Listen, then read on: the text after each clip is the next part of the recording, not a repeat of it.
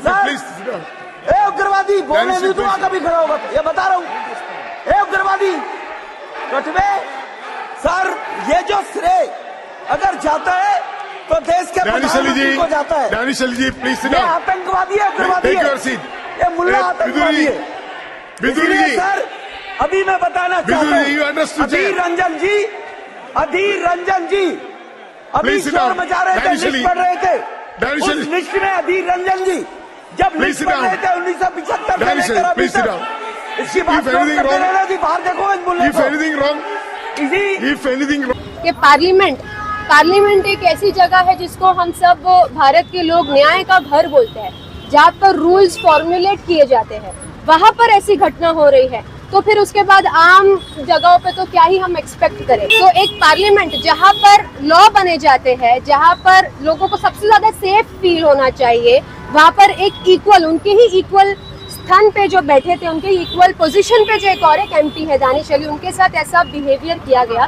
तो आप सोचिए कि बाकी जो माइनॉरिटीज है उनको क्या फील होना चाहिए कि आम नागरिक को आप किस तरीके से देखोगे जब एक एमपी को आप ऐसी बातें कर रहे हैं पार्लियामेंट में। तो यानी माइनॉरिटीज जो वो कहीं भी सुरक्षित नहीं है, आप कहीं भी उनको कुछ भी बोल सकते हो और गिरा हुआ फील करा सकते हो। रेहान इनकलाब टीवी न्यूज़। भरी संसद में मुस्लिम एमपी दानिश अली को लेकर जिस तरह का घटिया बयान, जिस तरह की घटिया शब्दावली का इस्तेमाल रमेश भिदोरिया ने किया था, उसी को लेकर मुमरा में राष्ट्रवादी कांग्रेस पार्टी की युवा नेत्री मर्जिया पठान द्वारा एक निषेध जाहिर किया जा रहा है। इसके लिए एक मूक प्रदर्शन यहाँ पर किया जा रहा है।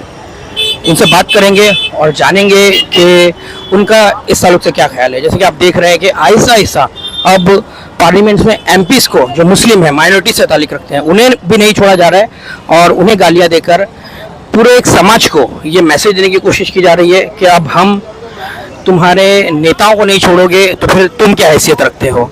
तो ये एक बहुत बड़ी अलार्मिंग सिचुएशन है, ये एक बहुत बड़ा अलार्म है जो अब ये दर्शाता है कि माइनॉरिटी से ताल्लुक रखने वाले या तो उन्हें किसी पोस्ट पर पहुंचने नहीं दिया जाएगा और अगर वो पहुंच भी जाएंगे तो बिल्कुल उनके साथ पिछड़ों जैसा सलूक किया जाएगा। ये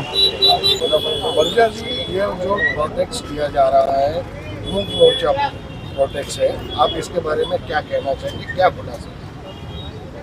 आज हम सब यहाँ पर एक साथ इकट्ठा हुए हैं अपना निषेध जाहिर करने के लिए। आपको पता होगा 21 तारीख को पार्लियामेंट में जो नई पार्लियामेंट बिल्डिंग बनाई गई है उसमें एक घटना हुई जिसमें बीजेपी के एक एमपी ने, रमेश भिदुरी जी ने, दानिश अली एक और एक जो एमपी है उनके साथ कितनी बदतमीजी की, उनको गालियाँ दी गई, उनको आतंकवादी बोला गया, उनको उग्रवादी बोला गया और बहुत अश्लील वर्ड्स का यूज किया गया उनके लिए वहाँ पर।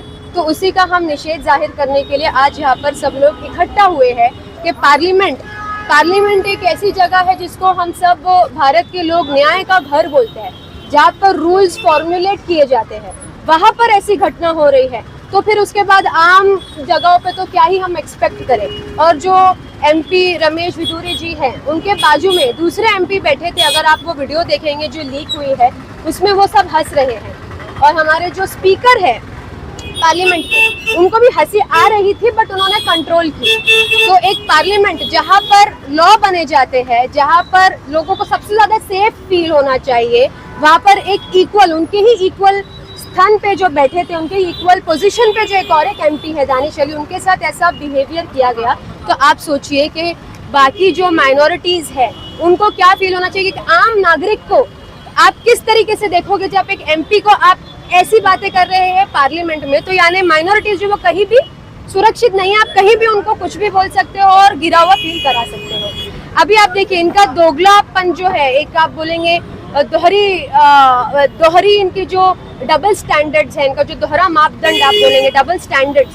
आप अभी जो गल्फ के किंग आते हैं, जो गल्फ से लोग आते हैं, प्रिंस आते हैं, आप उनके वेलकम के लिए रेड कारपेट बिछा देते हैं, आप उनको गले मिल के उनका वेलकम करते हैं और खुद के देश के मुसलमानों से इतनी नफरत, तो फिर उनका क्यों आप इतने अच्छे से वेलकम करते हो।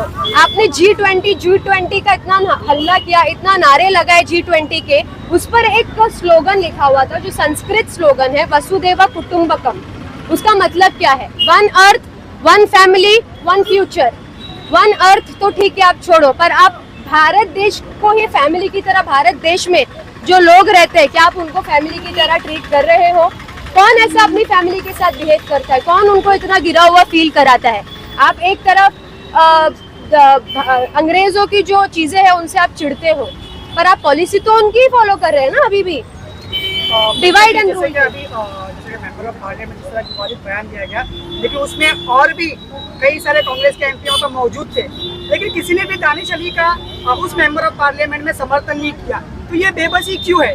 कांग्रेस के एमपी के इसमें दानिश अली के टाइम पे इतनी बेबसी क्यों दिखी? देखिए, अभी आपने थोड़े दिन पहले विधानसभा में भी अबू हाशिम जी के साथ ऐसा बिहेवियर किया गया था, अभी पार्लियामेंट में भी किया गया। सबसे वहाँ पे जो हमारे स्पीकर है उनकी रिस्पॉन्सिबिलिटी होती है कि वहाँ पर वो माइक ऑफ करे। वैसे वो फेमस है माइक ऑफ करने के लिए, जब भी कोई अपोजिशन कुछ बात करती है तो वो फौरन माइक ऑफ कर देते हैं, पर इस घटना के दौरान उन्होंने माइक ऑफ नहीं किया। अभी ये जो घटना हुई 2-3 मिनट 5 मिनट में आप बोलेंगे हुआ, उसके दौरान उसके बाद तो सबने अपना जो निषेध है वो जाहिर किया है। अगर आप देखें न्यूज तो जितने भी अपोजिशन पार्टीज है उन्होंने आगे आकर उन्होंने आगे आकर अपना निषेध जाहिर किया है, और मैं इसके लिए उनका सलाम करती हूँ कि उन्होंने एटलीस्ट आगे आके अपना निषेध जाहिर किया है इस चीज को लेकर। जबकि बीजेपी के जो लीडर्स हैं उनको खुद बाहर आके माफी मांग लेनी चाहिए थी अभी तक के, और कार्रवाई उन पे हो जानी चाहिए थी, पर अभी तक की उस पर कोई कार्रवाई नहीं हुई है। तो हम सब as youth, as people of India हम ये डिमांड करते हैं, हम ये रिक्वेस्ट करते हैं कि हमको प्राइम मिनिस्टर जी से रिक्वेस्ट करनी है कि सर आप सिर्फ बीजेपी के प्राइम मिनिस्टर नहीं हैं, आप भारत देश के प्राइम मिनिस्टर हैं। तो ये जो घटना हुई है इसमें आप इंटरफेयर कीजिए, और जल्द से जल्द जो एमपी है जिन्होंने ये हरकत की है उनके ऊपर आप कार्रवाई कीजिए। जब हमारे देश के प्रधानमंत्री इंडियन मुजाहिदीन का नाम लेते हैं भाषण में, वो अपनी पार्टी वालों को क्या सिखाएंगे? जब हमारे प्राइम मिनिस्टर ही इंडियन मुजाहिदीन का नाम लेते हैं हर भाषण में, तो अपने पार्टी के लोगों को क्या समझाएंगे? यही हम आज निषेध इसी के लिए जाहिर कर रहे हैं कि अगर आप ये जो नफरत फैलाने के काम कर रहे हैं जो ऊपर से फैल रही है, तो विधानसभा, फिर उसके बाद आप बच्चों के दिल और दिमाग में आज ये कि प्रोपेगेंडा फैला हुआ है, एक हेट का, एक अलग तरीके का प्रोपेगेंडा फैला हुआ है कि ये मैं और आप वाला, हम अलग है वाला प्रोपेगेंडा फैला हुआ है, तो इसके खिलाफ ही हम निषेध जाहिर करते हैं। क्या लगता है आपको ये हिम्मत कैसे बढ़ गई? पुरानी खामोशी का नतीजा है ये, जो इतने सालों से जो हेट स्पीच चल रहे हैं उसके खिलाफ ना तो अपोजिशन ने, ना मुस्लिम कौम के जिम्मेदारों ने, और ना ही जो हमारे एमपी से उन्होंने कोई मिलकर ऐसा एक वास्ट कदम नहीं उठाया इसको लेकर। तो उसका नतीजा तो नहीं है कि अभी एमपी तक भी पहुंच गए? जी ये ऑफ कोर्स उसका भी नतीजा है। उसके बाद आप देख रहे हैं सिर्फ यही एक घटना नहीं है, बहुत सारी, ऐसे नहीं है कि सिर्फ यहाँ पे आपने देखा होगा राहुल गांधी जी को भी उन्होंने डिसमिस कर दिया था पार्लियामेंट से। तो उनका जो ये बिहेवियर है वो जितने भी लोग हैं जो उनके खिलाफ बोलेंगे वो उन सबके लिए बिहेवियर करेंगे। मर्यादा संसद जिसे लोकतंत्र का मंदिर भी कहा जाता है, उसकी मर्यादा को जिस तरीके से बीजेपी के सांसद ने कलंकित किया है, तो ऐसे सांसद के खिलाफ क्या कार्रवाई होनी चाहिए? देखिए, पहले तो मैं चाहती हूँ कि सांसद में जो लोग बैठे हैं उनके खिलाफ कार्रवाई की जाए, सांसद का नाम ना खराब किया जाए, क्योंकि हमारा पार्लियामेंट जो है वो कॉन्स्टिट्यूशनल रेमेडीज पे खड़ा किया गया है, कॉन्स्टिट्यूशनल लॉज पे खड़ा किया गया है। तो गलती पार्लियामेंट की, पार्लियामेंट में जो लोग कुछ बैठे हैं ऐसे जहरीले उनकी है, तो उन पर कार्रवाई पहली होनी जरूरी है।